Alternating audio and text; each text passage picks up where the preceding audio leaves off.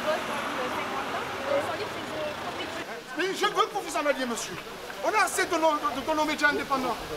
Attendez, attendez, monsieur. Vous êtes François, ce week-end j'étais à Paris. Ce week-end j'étais à Paris. Ce week-end, excusez-moi, excusez-moi. Ce week-end j'étais à Paris, j'étais au Rivoli. On a reçu des centaines de fumigènes. Pas une seule couverture médiatique dans les journaux.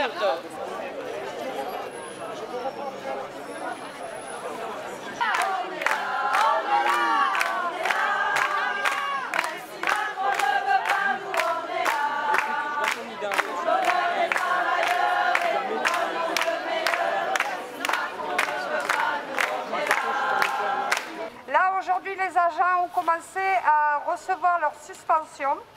C'est dramatique parce que, vous le savez bien, ça fait des années qu'on décrit nos conditions de travail lamentables et le manque d'effectifs que nous subissons. Et donc, même s'il ne reste que 5 à 15% d'agents non vaccinés, nous allons être en grande difficulté pour faire fonctionner tous les services.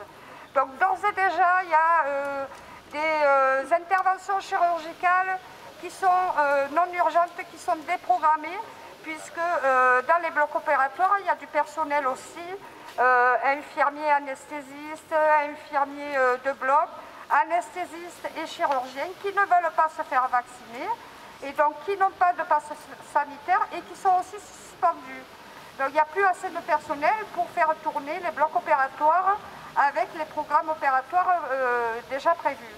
100 000 postes manquants dans les hôpitaux en France, 200 000 dans les EHPAD, et pour l'action sociale, c'est 100 000 aussi à peu près.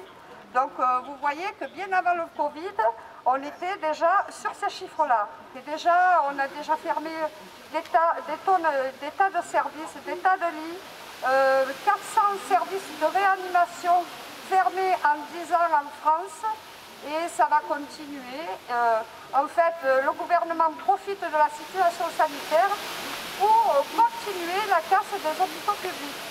Nous, aujourd'hui, on n'a pas jugé bon d'aller voir la direction parce que je vous le dis, on les a vus X fois, on leur a écrit, on a vu le ministère, on a vu l'ARS, on a vu les politiques, ils sont tous sourds. Donc ça ne sert à rien d'aller voir ces gens-là en haut. Eux, ils ont des ordres et ils appliquent leurs ordres. Je voudrais quand même réagir à ce qui s'est passé ce matin devant l'ARS. Encore une fois, ce gouvernement montre qu'il n'a que la force et la répression comme réponse aux travailleurs. Deuxième chose, je rappelle qu'on est en grève reconductible, même si on est en plan blanc, et que la direction doit respecter les préavis et les assignations, même s'ils le font à la one again. Aujourd'hui, on est en souffrance de partout, ça menace des activités de partout, et ce gouvernement, après nous avoir mis en danger, continue à mettre en danger les populations. Il doit rejoindre Mme Buzyn et s'expliquer sur ses choix politiques. Vendredi, nous avons la ministre du Travail, Elisabeth Borne, qui vient à Marseille. On organise un rassemblement à 11 h au rond-point du Prado, dans le cadre de sa venue, parce qu'en même temps, il démantèle l'inspection du travail, le code du travail et tout ce qui est là pour nous protéger. Je rappelle quand même qu'on a mis un inspecteur du travail à pied pour avoir osé protéger les travailleurs.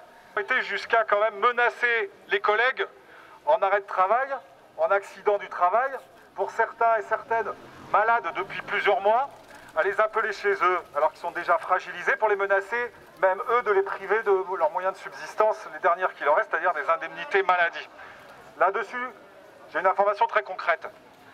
Je voudrais préciser que dans nos actions juridiques que Pascal et Guillaume ont évoquées, il y a notamment le fait que la loi ne dit absolument pas et n'autorise absolument pas de suspendre des indemnités maladie.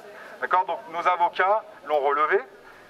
On leur a demandé d'écrire un courrier officiel à la direction, à notre direction générale, et d'autres hôpitaux en France l'ont fait également, pour leur expliquer très concrètement que c'est une lecture totalement abusive de cette loi et que s'ils allaient jusqu'au bout de cette démarche-là et de ces sanctions-là, eh bien ils seraient dans l'illégalité, tranquillement.